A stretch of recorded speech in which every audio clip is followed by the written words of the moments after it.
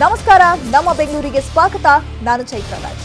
Ganeshotsav Idgah tower ತೆರವು ನಡುವೆ ಶಿವಲಿಂಗ ಸ್ಥಾಪನೆ ಕೆಲಸಕ್ಕೆ ಚಾಲನೆ ಸಿಕ್ಕಿದೆ.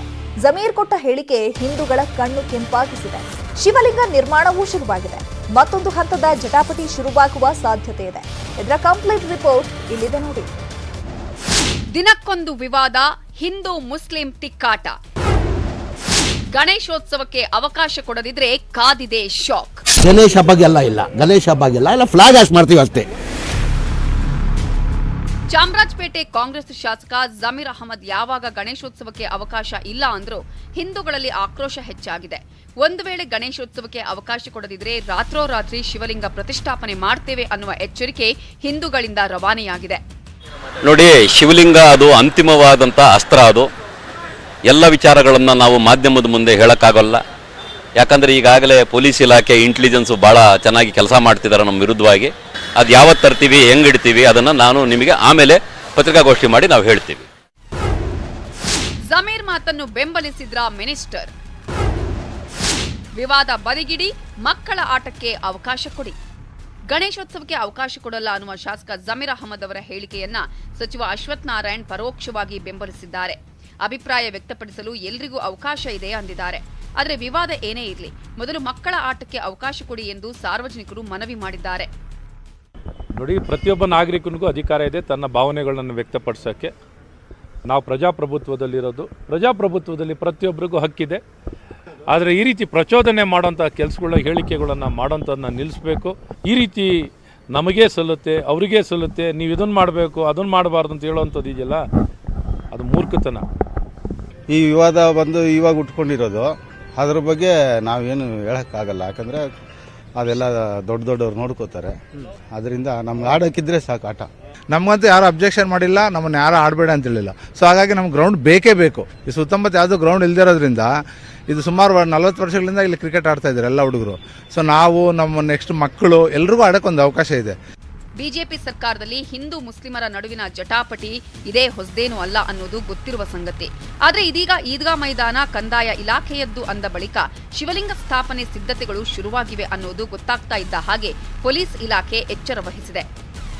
Manjunath N, crime bureau, news 18 Kannada, Bengaluru.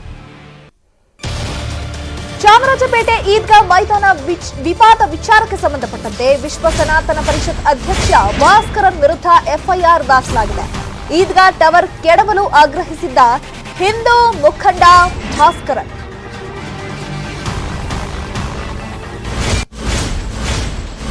ಸರ್ಕಾರ ಕೆಡವದಿದ್ರೆ ಡಿಸೆಂಬರ್ 6ರಂದು ಬಾಬರಿ ರೀತಿ ಧ್ವಂಸ ಮಾಡಲಾಗುತ್ತೆ, ನಾವೇ ಗೋಡೆಯನ್ನ ಕೆಡವುತ್ತೇವೆ ಎಂದಿದ್ದ ಭಾಸ್ಕರನ್ ವಿರುದ್ಧ ಎಫ್ಐಆರ್ ದಾಖಲಾಗಿದೆ. ಭಾಸ್ಕರನ್ ವಿರುದ್ಧ ಚಾಮರಾಜಪೇಟೆ ಪೊಲೀಸರು ಸುಮೋಟೋ ಕೇಸ್ ದಾಖಲಿಸಿದ್ದಾರೆ.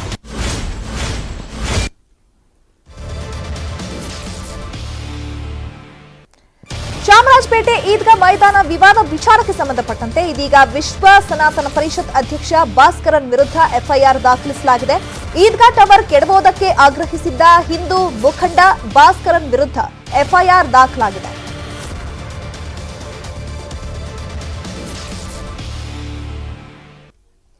ಇದು ಅಂತಿಂತ ರಸ್ತೆಯಲ್ಲ. ಯಾಕಂದ್ರೆ ಇಲ್ಲಿಗೆ ಬರೋ ಗರ್ಭಿಣಿಯರಿಗೆ ಹಾಸ್ಪಿಟಲ್ಗೆ ಹೋಗುವ ಮುನ್ನವೇ ಹೆರಿಗೆ ಆಗೋದಂತೂ ಗ್ಯಾರಂಟಿ.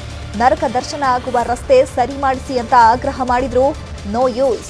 ಯಾವ ರಸ್ತೆ ಇದು, ಬನ್ನಿ ನೋಡೋಣ. ರಸ್ತೆ ಗುಂಡಿಗಳಿಂದ ಗರ್ಭಿಣಿಯರಿಗೆ ಸಂಕಷ್ಟ. ಜೈ ಭುವನೇಶ್ವರಿ ನಗರದ ಹೆರಿಗೆ ಆಸ್ಪತ್ರೆ ರಸ್ತೆ ದುಸ್ಥಿತಿ. ಈ ರಸ್ತೆಯನ್ನ ನೋಡ್ತಿದ್ರೆ ಸಾಮಾನ್ಯ ಜನರು ಕೂಡ ಓಡಾಡೋಕೆ ಸಾಧ್ಯವಾಗುವುದಿಲ್ಲ. ಆದರೆ ಜೈ ಭುವನೇಶ್ವರಿ ನಗರದಲ್ಲಿರೋ ನಂದಿನಿ ಲೇಔಟ್ ಆಸ್ಪತ್ರೆಗೆ ಗರ್ಭಿಣಿಯರು ಓಡಾಡಬೇಕಿದೆ. 2001ರಲ್ಲಿ ಮಾಜಿ ಪ್ರಧಾನಿ ಎಚ್ ಡಿ ದೇವೇಗೌಡರು ಉದ್ಘಾಟಿಸಿದ್ದ ಆಸ್ಪತ್ರೆಗೆ ಬರುವ ಗರ್ಭಿಣಿಯರಿಗೆ ನರಕ ದರ್ಶನವಾಗ್ತಿದೆ. ಸುಮಾರು 1 ವರ್ಷಗಳಿಂದ ಇದೇ ಸಮಸ್ಯೆ ಅನುಭವಿಸ್ತಾ ಇದ್ದು, ಟಾರ್ ಇಲ್ಲದೆ ಇರೋ ಮಣ್ಣಿನ ರಸ್ತೆಯಲ್ಲೇ ಸಂಚಾರ ಮಾಡಬೇಕು. ರಸ್ತೆಗೆ ಹೋಗುವ 2 ರಸ್ತೆಗಳಲ್ಲೂ ಮ್ಯಾನ್ ಹೋಲ್ಗಳು, ರಸ್ತೆ ಗುಂಡಿಗಳು, ಕಿತ್ತು ಬಂದಿರೋ ಸಿಮೆಂಟ್. ಈ ರಸ್ತೆಯಲ್ಲಿ ಗರ್ಭಿಣಿಯರು ಆತಂಕದಲ್ಲೇ ಓಡಾಡಬೇಕಿದೆ. ಎಮರ್ಜೆನ್ಸಿ ಆಂಬ್ಯುಲೆನ್ಸ್ಗಳು ಬರಬೇಕು ಅಂದ್ರೂ ಸಾಧ್ಯವಿಲ್ಲ. ನಮ್ಮ ಸಮಸ್ಯೆ ಯಾರಿಗೆ ಹೇಳೋದು ಅಂತಾರೆ ಗರ್ಭಿಣಿಯರು. ವೈದ್ಯರು ಕೂಡ ಆತಂಕ ವ್ಯಕ್ತಪಡಿಸಿದ್ದಾರೆ. ಇವತ್ತಿಗೆ 2 ದಿವಸ ಆಯಿತು. ತುಂಬ ತೊಂದರೆ ಆಗ್ತಿತ್ತು, ಯಾಕಂದರೆ ರೋಡ್ಗಳು ಸರಿ ಇಲ್ಲ. ಅದಕ್ಕೆ ತುಂಬ ತೊಂದರೆ ಆಗ್ತಿತ್ತು. ಈ ರೋಡ್ಗಳೆಲ್ಲ ಸ್ವಲ್ಪ ಸರಿ ಮಾಡಿಸ್ಬೇಕು ಅಂತ. ಮತ್ತು ಮುಂದೆ ಪ್ರೆಗ್ನೆನ್ಸಿ ಇರೋವರೆಗೆ ತುಂಬ ಕಷ್ಟ ಆಗುತ್ತೆ ಅಂತ, ಅದಕ್ಕೋಸ್ಕರ ಬೇಗ ರೆಡಿ ಮಾಡಿಸ್ಬೇಕು ರೋಡ್ಗಳೆಲ್ಲ. ಇದು ಆಕ್ಚುಲಿ ತುಂಬಾ ದೊಡ್ಡ ಪರಿಣಾಮದಲ್ಲಿ ಪೆಟ್ಟು ಬೀಳುತ್ತೆ. ರಕ್ತಸ್ರಾವ ಆಗ್ಬೋದು, ಮತ್ತೆ ಎತ್ತಾಕಿದಾಗ 2 ವೀಲರ್ ಇರ್ಬೋದು, 4 ವೀಲರ್ ಇರ್ಬೋದು, ಅವ್ರಿಗೆ ಬಹಳ ಸೂಕ್ಷ್ಮವಾಗಿರುತ್ತೆ, ಭ್ರೂಣ ಬಹಳ ಸೂಕ್ಷ್ಮವಾಗಿ ಅಂಟ್ಕೊಂಡಿರುತ್ತೆ. ಹಾಗಾಗಿ ಈ ತರ ರಸ್ತೆಗಳಲ್ಲಿ ಪಾಟ್‌ಹೋಲ್ಸ್ ಇರೋಂತ ಕಡೆ ಎಲ್ಲ ಓಡಾಡುವಾಗ ಬಹಳ ಎಚ್ಚರಿಕೆ ವಹಿಸ್ಬೇಕಾಗತ್ತೆ. ಪಾಲಿಕೆ ಚುನಾವಣೆ ಬರುತ್ತೆ, ಭರವಸೆಗಳು ಸಿಗುತ್ತೆ, ರಸ್ತೆ ಮಾಡಿಸ್ತೀರಾ ಇಲ್ವಾ ಅನ್ನೋದು ಮಾತ್ರ ಗೊತ್ತಿಲ್ಲ. ಇನ್ನು ಬಿಬಿಎಂಪಿ ಅಧಿಕಾರಿಗಳು ಸಬೂಬು ಹೇಳ್ತಾರೆ, ಕೆಲಸ ಮಾತ್ರ ಮಾಡುವುದಿಲ್ಲ ಅನ್ನೋದು ಮಾತ್ರ ಸತ್ಯ. ಹಂಸಶ್ಯಾಮಲ, ನ್ಯೂಸ್ 18 ಕನ್ನಡ, ಬೆಂಗಳೂರು. ಬೆಂಗಳೂರಿನಲ್ಲಿ ಕಳೆದೊಂದು ವಾರದಿಂದ ನಿರಂತರ ಮಳೆಯಾಗ್ತಾ ಇದೆ. ಇದರಿಂದಾಗಿ ಮತ್ತೆ ಕಿತ್ತು ಬರ್ತಾ ಇರೋ ರಸ್ತೆ ಗುಂಡಿ ಮುಚ್ಚಲು ಬಿಬಿಎಂಪಿ ಹೊಸ ಪ್ಲಾನ್ ಮಾಡಿದೆ. ಅದೇನು ಪ್ಲಾನ್? ಈ ಸ್ಟೋರಿ ನೋಡಿ. ಬೆಂಗಳೂರು ರಸ್ತೆ ಗುಂಡಿ ಮುಚ್ಚಲು ಮುಂಬೈ ಮಾಡೆಲ್. ಹಾಟ್ ಮಿಕ್ಸ್ ಬದಲು ಕೋಲ್ಡ್ ಮಿಕ್ಸ್ ಬಳಸಲು ಚಿಂತನೆ. ಬೆಂಗಳೂರಿನ ಬಹುತೇಕ ಏರಿಯಾಗಳಲ್ಲಿ ಎಲ್ಲೆಲ್ಲಿ ಬಿಬಿಎಂಪಿ ಪ್ಯಾಚ್ ವರ್ಕ್ ಮಾಡಿದೆ ಅಲ್ಲಿ ಮತ್ತೆ ಪಾಟ್ ಹೋಲ್ಗಳಾಗಿ ಮಾರ್ಪಾಟ್ ಹಾಕೊಂಡು ಬರ್ತಾ ಇರೋದು. ಫ್ಲೈಓವರ್ಗಳನ್ನು ಕೂಡ ಬಿಟ್ಟಿಲ್ಲ.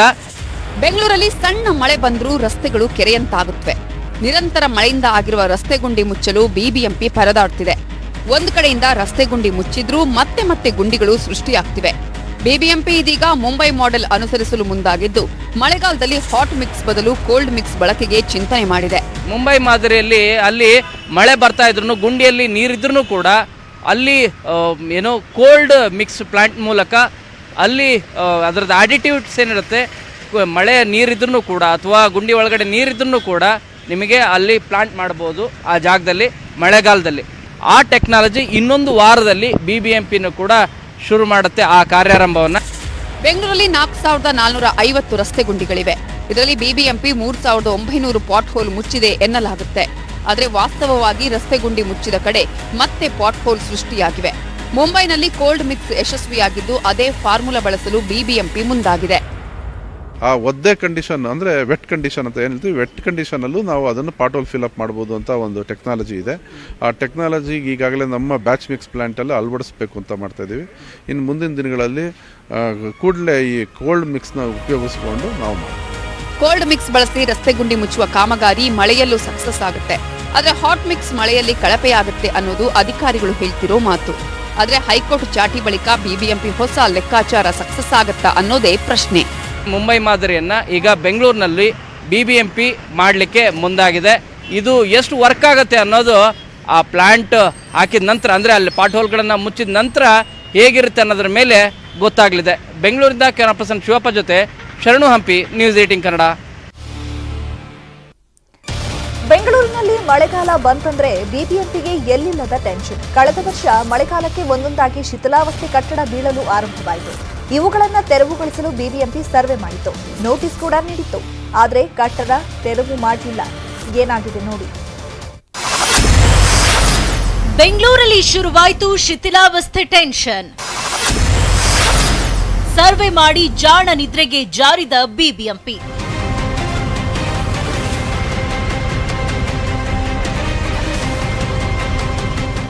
ಬೆಂಗಳೂರಲ್ಲಿ ಬಿಟ್ಟು ಬಿಡದೆ ಮಳೆ ಸುರಿತಾ ಇದೆ. ಮುಂದಿನ ತಿಂಗಳು ವರುಣಾರ್ಭಟ ಜೋರಾಗುವ ಎಲ್ಲಾ ಸಾಧ್ಯತೆಗಳೂ ಇದೆ.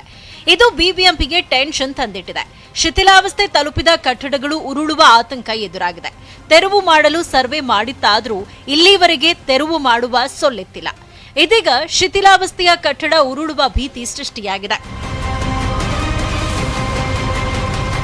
2018ರಲ್ಲಿ ಒಂದು ಬಾರಿ, ಕಳೆದ ವರ್ಷ ಮತ್ತೊಂದು ಬಾರಿ ಬಿಬಿಎಂಪಿ ಶಿಥಿಲಾವಸ್ಥೆ ಕಟ್ಟಡಗಳ ಸರ್ವೆ ಮಾಡಿಸಿತ್ತು. ಆದರೆ ಶಿಥಿಲಾವಸ್ಥೆ ಕಟ್ಟಡಗಳ ತೆರವಿಗೆ ಮಾತ್ರ ಕ್ರಮ ತೆಗೆದುಕೊಂಡಿಲ್ಲ. ಸರ್ವೆ ಮಾಡಿಸಿ ಸುಮ್ಮನಾಗಿದ್ದು ಯಾಕೆ ಅನ್ನೋ ಪ್ರಶ್ನೆ ಸೃಷ್ಟಿಯಾಗಿದೆ. ಪಾಲಿಕೆಯ ವ್ಯಾಪ್ತಿಯಲ್ಲಿ ಶಿಥಿಲಗೊಂಡಿರತಕ್ಕಂಥ ಒಟ್ಟು ಕಟ್ಟಡಗಳ ಸಂಖ್ಯೆ 629 ಇದೆ. ಈ 629 ಪೈಕಿ ಈಗ 423ಕ್ಕೆ 423 ಕಟ್ಟಡಗಳ ಮಾಲೀಕರಿಗೆ ಆಲ್ರೆಡಿ ನಾವು ನೋಟಿಸನ್ನು ಕೊಡಲಾಗಿದೆ. ಹಾಗೆಯೇ ತೆರವುಗೊಳಿಸಿರೋದು ಸಹ 67 ಕಟ್ಟಡಗಳನ್ನು ಈಗ ಆಲ್ರೆಡಿ ನಾವು ತೆರವುಗೊಳಿಸಿದ್ದೀವಿ. ಈ 423 ಕಟ್ಟಡಗಳನ್ನು ನಾವು ತೆರವುಗೊಳಿಸಬೇಕಾಗಿದೆ.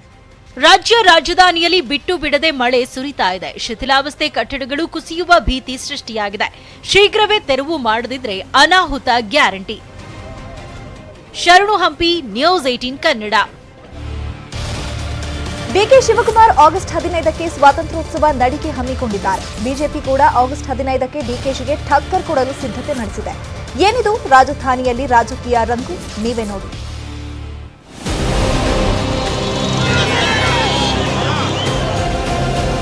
ಸಿದ್ದರಾಮೋತ್ಸವದ ಬೆನ್ನಲ್ಲೇ ಡಿಕೆ ಶಿವಕುಮಾರ್ ಆಗಸ್ಟ್ 15ರಂದು ಸ್ವಾತಂತ್ರ್ಯೋತ್ಸವದ ಅಮೃತ ನಡಿಗೆ ಹಮ್ಮಿಕೊಂಡಿದ್ದಾರೆ. ಬೆಂಗಳೂರಿನಲ್ಲಿ 1 ಲಕ್ಷ ಜನರನ್ನ ಸೇರಿಸಿ ಪಾದಯಾತ್ರೆ ಮಾಡಲು ತಯಾರಿ ನಡೆಸಲಾಗಿದೆ. ಸಂಗೊಳ್ಳಿ ರಾಯಣ್ಣ ಪ್ರತಿಮೆಯಿಂದ ನ್ಯಾಷನಲ್ ಕಾಲೇಜು ಗ್ರೌಂಡ್ವರೆಗೆ ಕಾಂಗ್ರೆಸ್ ನಡಿಗೆ ನಡೆಯಲಿದೆ. ಆ ಕಾರ್ಯಕ್ರಮನೇ ನಮ್ಮ ಫ್ರೀಡಂ ಮಾರ್ಚ್. ಅದು ನಾವು ಮಧ್ಯಾಹ್ನ Kempegowda bus stand, railway station ಪಕ್ಕದಲ್ಲಿರುವಂತ ಸಂಗೊಳ್ಳಿ ರಾಯಣ್ಣ ಸರ್ಕಲ್ ಇಂದ ಪ್ರಾರಂಭ ಮಾಡ್ತದೆ. ಬಿಬಿಎಂಪಿ ಚುನಾವಣೆಗೂ ಕಾಂಗ್ರೆಸ್ ತಯಾರಿ ನಡೆಸಿದ್ದು, ಅಮೃತ ನಡಿಗೆಯನ್ನ ಬಿಬಿಎಂಪಿ ಚುನಾವಣಾ ಆಕಾಂಕ್ಷಿಗಳ ಗೆಲುವಿಗೆ ಚಿಂತನೆ ನಡೆಸಿದೆ. ಟಿಕೆಟ್ ಆಕಾಂಕ್ಷಿಗಳಿಗೆ ಡಿಕೆಶಿ ಟಾಸ್ಕ್ ಕೊಟ್ಟಿದ್ದಾರೆ. ಬೆಂಗಳೂರಿನ ಹಾಲಿ ಮಾಜಿ ಶಾಸಕರಿಗೂ ಜವಾಬ್ದಾರಿ ನೀಡಲಾಗಿದೆ. ಮತ್ತು ಟ್ರಾನ್ಸ್ಪೋರ್ಟೇಷನ್, ಜಾರ್ಜ್ ಅವರ ಇದರಲ್ಲಿ ಫೈನಾನ್ಸ್, ಹಿಂಗೆ ಬೇರೆ ಬೇರೆಯವರಿಗೆಲ್ಲ ಓವರ್ ಆಲ್ ಇದನ್ನ ಲೀಡರ್ಶಿಪ್ ಡಾಕ್ಟರ್ ಪರಮೇಶ್ವರ್ ಅವ್ರ ಕೈಲಿ, ಅವರ ಮುಖಂಡತ್ವದಲ್ಲಿ ಒಂದು ಕಮಿಟಿ ಇದೆ. ಅವರೆಲ್ಲ ಕೂಡ ಅಲ್ಲೇ ಕೂತ್ಕೊಂಡು ಚರ್ಚೆ ಮಾಡ್ತಾ ಇದ್ದಾರೆ. ಕಾಂಗ್ರೆಸ್ ನಡಿಗೆಗೆ ಪ್ರಿಯಾಂಕಾ ವಾದ್ರಾ ಬರ್ತಿದ್ದಾರೆ. 3 ಕಿಲೋಮೀಟರ್ ಉದ್ದದ ರಾಷ್ಟ್ರಧ್ವಜ ಪ್ರದರ್ಶನ, ಹರಿಹರನ್ ಸಂಗೀತ ರಸಸಂಜೆಯೂ ಇರಲಿದೆ. ಡಿಕೆಶಿ ಶಕ್ತಿ ಪ್ರದರ್ಶನಕ್ಕೆ ಬಿಜೆಪಿ ಬೆಚ್ಚಿ ಬಿದ್ದಿದ್ದು ಟಕ್ಕರ್ ನೀಡಲು ಸಿದ್ಧತೆ ನಡೆದಿದೆ. ಬಿಜೆಪಿ ವತಿಯಿಂದ ಆಗಸ್ಟ್ 15ಕ್ಕೆ ಒಂದು ರ್ಯಾಲಿಯನ್ನ ಮಾಡ್ತಾ ಇದ್ದೀವಿ. 16 ಕಡೆಯಿಂದ ಪ್ರತಿ ವಿಧಾನಸಭಾ ಕ್ಷೇತ್ರದಿಂದ ರಾಷ್ಟ್ರಧ್ವಜ ಮೆರವಣಿಗೆ ಮುಖಾಂತರ ಬಂದು ಅದನ್ನ ಇನ್ನೂ ಫೈನಲೈಸ್ ಆಗಿಲ್ಲ. ಅವರ ಪಕ್ಷದ ಕಾರ್ಯಕ್ರಮ, ಸರ್ಕಾರದ ಕಾರ್ಯಕ್ರಮ ಎಲ್ಲ ಕೂಡ ನಾವು ಅನೌನ್ಸ್ಮೆಂಟ್ ಮಾಡಿದ ಮೇಲೆ ಅವರು ಅನೌನ್ಸ್ಮೆಂಟ್ ಮಾಡ್ತಾ ಇದ್ದಾರೆ. ಬಿಜೆಪಿ ಕೌಂಟರ್ ಕಾರ್ಯಕ್ರಮಕ್ಕೆ ಡಿಕೆಶಿ ಸಿಡಿಮಿಡಿಗೊಂಡಿದ್ದಾರೆ. ಆದ್ರೆ ತಡೆಯೋದಕ್ಕೆ ಸಾಧ್ಯವಿಲ್ಲ. ಜನ ಯಾರನ್ನ ಬೆಂಬಲಿಸ್ತಾರೆ ಅನ್ನೋದರ ಮೇಲೆ ಬಿಬಿಎಂಪಿ ಚುನಾವಣೆ ಜೋಶ್ ನಿರ್ಧಾರ ಆಗಲಿದೆ. Chidanand Patel, political bureau, news 18 Kannada. ಇಡೀ ಬೆಂಗಳೂರನ್ನೇ ಬೆಚ್ಚಿ ಬೀಳಿಸಿದ ಆಸಿಡ್ ದಾಳಿ ಕೇಸ್ನಲ್ಲಿ ಚಾರ್ಜ್ ಶೀಟ್ ಸಿದ್ಧವಾಗಿದೆ. ಆಸಿಡ್ ಕೇಸ್ನ ಚಾರ್ಜ್ ಶೀಟ್ನಲ್ಲಿ ಏನೆಲ್ಲ ಸೇರಿಸಲಾಗಿದೆ ಬನ್ನಿ ನೋಡೋಣ. 770 ಪುಟಗಳ ಪ್ರಾಥಮಿಕ ಚಾರ್ಜ್ ಶೀಟ್ ತಯಾರಿ. 92 ಸಾಕ್ಷಿಗಳ ಹೇಳಿಕೆ ದಾಖಲಿಸಿರೋ ಪೊಲೀಸರು.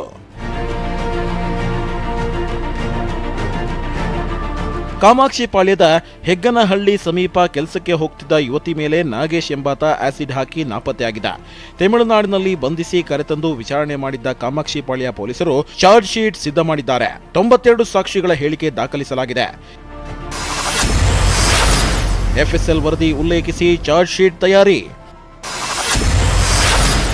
ಆಸಿಡ್ ಹಾಕಿ ಅಣ್ಣನಿಗೆ ಕಾಲ್ ಮಾಡಿದ್ದ ನಾಗೇಶ್. ಆಸಿಡ್ ಹಾಕಿದ ಬಳಿಕ ನಾಗೇಶ್ ತನ್ನ ಅಣ್ಣನಿಗೆ ಕಾಲ್ ಮಾಡಿ ಆಸಿಡ್ ಹಾಕಿದ್ದನ್ನ ಹೇಳಿದಂತೆ. ಪೊಲೀಸರಿಗೆ ಫೋನ್ ಕಾಲ್ ರೆಕಾರ್ಡ್ ಕೊಟ್ಟಿದ್ದನ್ನ ಪೊಲೀಸರು ಎಫ್ಎಸ್ಎಲ್ಗೂ ಕಳಿಸಿದ್ರು. ಇದೀಗ ವಾಯ್ಸ್ ನಾಗೇಶನದ್ದು ಅನ್ನೋದು ಕನ್ಫರ್ಮ್ ಆಗಿದೆ. ಆಸಿಡ್ ಹಾಕಿದ ಹಿಂದಿನ ದಿನ ಯುವತಿ ಭೇಟಿ ಮಾಡಿರುವ ಸಿಸಿಟಿವಿ ದೃಶ್ಯಾವಳಿ ಕೂಡ ಸಿಕ್ಕಿದೆ.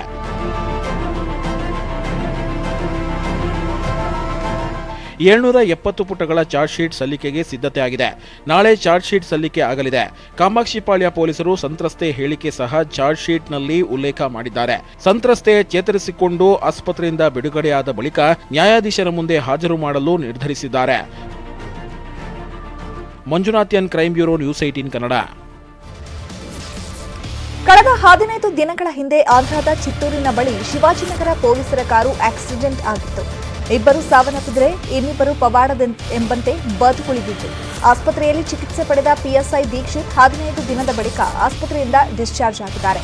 ನ್ಯೂಸ್ 18 ಕನ್ನಡದ ಜೊತೆ ಮಾತನಾಡಿದಂತಹ ದೀಕ್ಷಿತ್ ಅಂದಿನ ಘಟನೆಯ ಬಗ್ಗೆ ವಿವರಿಸಿದ್ದಾರೆ. ನಾನು ನಿದ್ದೆ ಮಾಡ್ತಿದ್ದೆ, ಏನಾಯ್ತು ಅಂತ ಗೊತ್ತಿಲ್ಲ, ನಾನು ಎಲ್ಲರೂ ಬದುಕಿದ್ದಾರೆ ಅಂದ್ಕೊಂಡಿದ್ದೆ ಅಂತ ಭಾವುಕರಾದರು. ಹೌದು, ದೇವರ ಆಶೀರ್ವಾದ ಮತ್ತು ಅಪ್ಪ ಮಾಡಿರೋ ಪುಣ್ಯದಿಂದನೇ ನಾವು ಬದುಕಿದ್ದೀವಿ. ಇವತ್ತು ಅವಿನಾಶ್ ಸರ್ ನಮ್ಮ ಸೀನಿಯರ್ ಸಬ್ ಇನ್ಸ್ಪೆಕ್ಟರ್ ಅವರು ಮತ್ತು ನಮ್ಮ ಮನೇಲಿ ನಮ್ಮ ಕೊಲೀಗು ಅವರಿಬ್ಬರು ದುರದೃಷ್ಟವಶಾತ್ ಅವತ್ತು ಅಲ್ಲೇ ಸ್ಪಾಟಲ್ಲೇ ಸತ್ತೋ ಮತ್ತು ಕಾಲಿಗೆ ಮೇಜರ್ ಸರ್ಜರಿ, ಒಂದು ಕಾಲ್ದು ಬಟ್ ರಿಪ್ ಕೇಜ್ ಫ್ರ್ಯಾಕ್ಚರ್ ಆಗಿದೆ ಸರ್. ನಾವು ಮಲಗಿದ್ವಿ ಅರೌಂಡ್ 3:30, 3:45 ಆಗಿತ್ತು. 3:45 ನಾವು ಮಲಗಿದ್ದು. ನಮ್ಗೆ ಎಚ್ಚರ ಆದಾಗ ನಾವು ರೋಡಲ್ಲಿ ಬಿದ್ದಿದ್ವಿ ನಾವು. ಆಮೇಲೆ ಒಬ್ಬರು ಲೋಕಲ್ ಹೆಲ್ಪಿಂದ ನಾವು ನಮ್ಮ ಹಾಸ್ಪಿಟ್ಲಿಗೆ ಸೇರಿಸಿದ್ರು. ಮುಂಗಾರು ಮಳೆಯ ಜಿಟಿ ಮಳೆಯಲ್ಲೂ ಸಿನಿ ರಸಿಕರ ಅಂಗಳದಲ್ಲಿ ಸದ್ದು ಮಾಡ್ತಿರೋದು ಮಾನ್ಸೂನ್ ರಾಗ. ಡಾಲಿ ಧನಂಜಯ್ ಹಾಗೂ ಡಿಂಪಲ್ ಕ್ವೀನ್ ರಚಿತಾ ರಾಮ್ ಜೋಡಿಯ ಮಾನ್ಸೂನ್ ರಾಗ ಹೊಸತನದ ಕತೆ ಮೂಲಕ ಸ್ಯಾಂಡಲ್ವುಡ್ನಲ್ಲಿ ಮೋಡಿ ಮಾಡೋ ಮುನ್ಸೂಚನೆ ಕೊಟ್ಟಿದೆ. ಆಗಸ್ಟ್ 19ರಂದು ಬಿಡುಗಡೆ ಆಗಲಿರುವ ಮಾನ್ಸೂನ್ ರಾಗ ಚಿತ್ರತಂಡ ಇಂದು ಚಿತ್ರದ ಪ್ರಮೋಷನ್ ಸಾಂಗ್ ಶೂಟ್ನಲ್ಲಿ ಭಾಗಿಯಾಗಿದೆ. ಈ ಸಾಂಗ್ನಲ್ಲಿ ಡಾಲಿ ಮತ್ತು Dimple queen Rachita Ram simple step ಹಾಕಿದ್ದಾರೆ. ಟೀಸರ್ ಟ್ರೇಲರ್ ಹಾಡುಗಳ ಮೂಲಕ ಡಾಲಿ ಮತ್ತು ರಚಿತಾ ಅಭಿಮಾನಿಗಳ ಮನ ಸೆಳೆದಿದ್ದಾರೆ. ಪ್ರಮೋಷನ್ಗಾಗಿಯೇ ರಾಗಸುಧಾ ಹಾಡನ್ನೇ ಮತ್ತೆ ಸ್ಪೆಷಲ್ ಆಗಿ ಶೂಟ್ ಮಾಡಲಾಗಿದೆ.